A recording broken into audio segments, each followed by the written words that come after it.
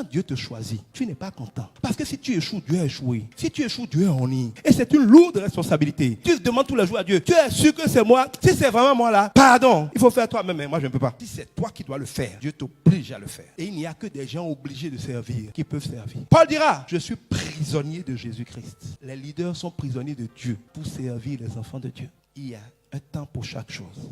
Et chaque chose doit se faire en son temps. Et l'Élysée ne pouvait pas devenir Élysée sans marcher humblement derrière Élie. Pierre ne pouvait pas devenir Pierre sans marcher humblement avec Jésus. David ne pouvait pas devenir David sans servir humblement Saül. Josué n'aurait jamais été Josué sans marcher humblement avec Moïse. Dieu t'appelle, demande-lui aussi de te préparer. La vraie autorité, le vrai leadership est un fardeau. Et sachez que quand Dieu vous donne le leadership, il dit qu'il vous demandera le sang de ceux qui vous a confié.